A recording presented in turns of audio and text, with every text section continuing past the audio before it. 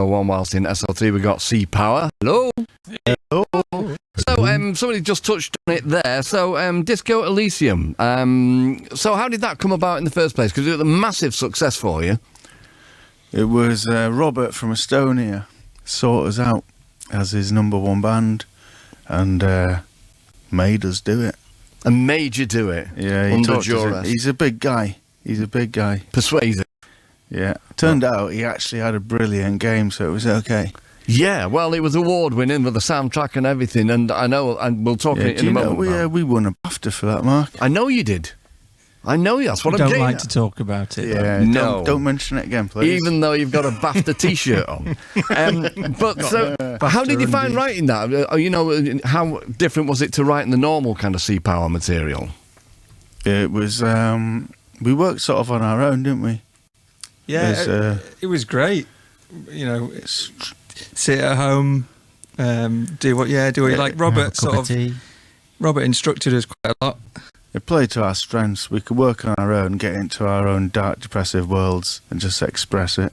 Well, do you know, I've mentioned to you, I'm on Crash Bandicoot level 3 and I've got the cheat codes and I'm quite happy with that level. It'll be right up your street. Well, you know, my son-in-law, Sean, he creates computer games. He's a genius. And it's one of his favourite games ever, he told me. But he said it's very, very dark. Did you get kind of like direction as you would perhaps for a film, scene by scene? This is the music's got to be dark in this one and right knees up in this one. Yeah, it was a lot like a film score or something, but without the the precise prompts of change. It was a bit more sort of abstract in general than that.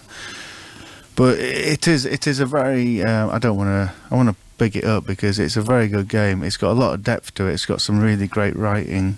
Mm-hmm. It's beautiful. It's very well visually done, and the sort of backdrop to it's all painted as well, which is pretty incredible for a computer game. You know, there's not much CGI in it. But saying that, we are angling for Bandicoot 2. And it's got a really, really great soundtrack as well. It won a BAFTA, you know.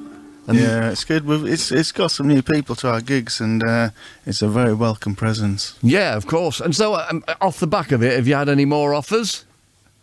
Just Bandicoot 2. Just Bandicoot 2? I mean, that's not even an offer. That's just we're offering. Oh, Wallabaga!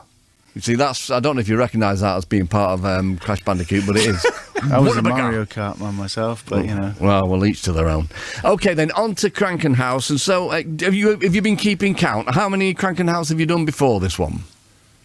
Ooh, so we did Crankenhouse Club Nights, which you will remember. Yeah, I do. So we did about, I don't know, 7, 8 of those. What did you do there, Mark? You did your cowboy thing, didn't you? I did some dancing for you, as I remember. Though it was quite typical because, I mean, you know, it was like 2 days before and I was playing squash, went over on my ankle and snapped a ligament and I had to dance on one foot. But I did it for you. That's how much I love you. The life of an A-list sports person, though, isn't it? It is. That's just my lot, mate, I tell you.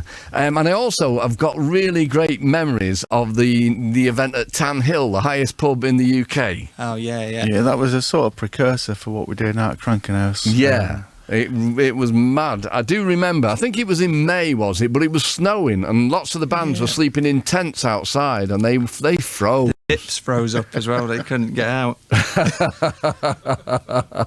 Well, just perfect. And well, you obviously no club is big enough to contain Sea Power anymore. You're doing this one at a castle.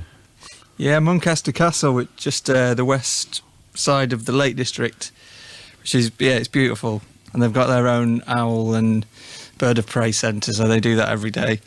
Yeah, we've got Gruff Wrist, we've got Pigs Times 7, we've got a Poet Laureate, we've got Birds of Prey, steam trains. I've got a list here. I mean, so as you say, Griff Reese, Beak, Sea Power, This Is the Kit, Richard Dawson, Pigs. Stephen Morris from New Order, Leas from Fat White Family, The Bug Club, and Utopia Strong and Pale Blue Eyes. So Sweet Baboos on there as well. But apart from the wonderful music that you've lined up there, there are kind of extracurricular, kind of wildlife related things as well. Yeah, so we're doing a walk with John Carter from the RSPB. Hello, John.